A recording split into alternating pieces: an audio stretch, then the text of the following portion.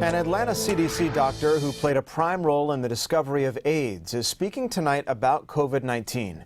The dean of Emory's public health school, Dr. Jim Curran, spoke with senior I-Team reporter Dale Russell about the similarities and the differences between these two outbreaks.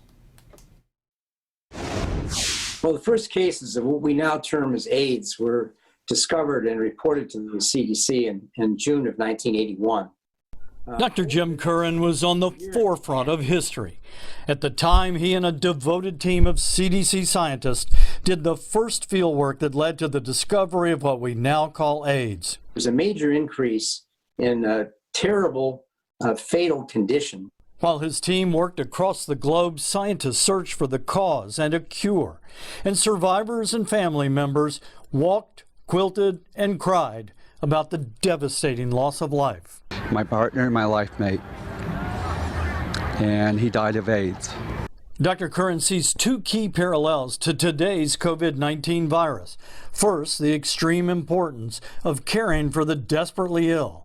And second, there had to be prevention, because in the long run, prevention had to be as much a priority as care.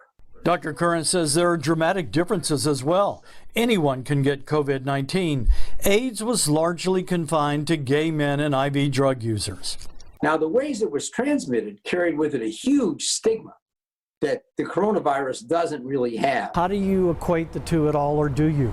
Oh, no comparison.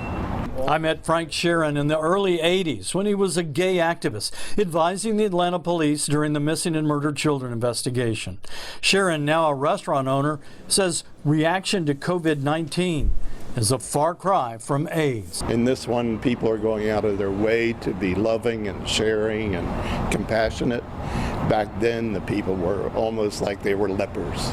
Well, the most exciting breakthrough is... Dr. Curran worked on the AIDS pandemic with two other now very familiar doctors, Dr. Anthony Fauci and Dr. Deborah Birx. Curran says public health was always political, but in a crisis, it should never be partisan. The best politicians, he insists, are those who listen to those who know the most. I'm greatly relieved to see that the White House has chosen some scientific experts rather than only political people discussing this. Dr. Curran says it's remarkable how much scientists have discovered and developed in just 4 months since the COVID-19 virus first appeared. A stark contrast, he says, to the work done on the AIDS virus 40 years ago. Dale Russell, Fox 5 News.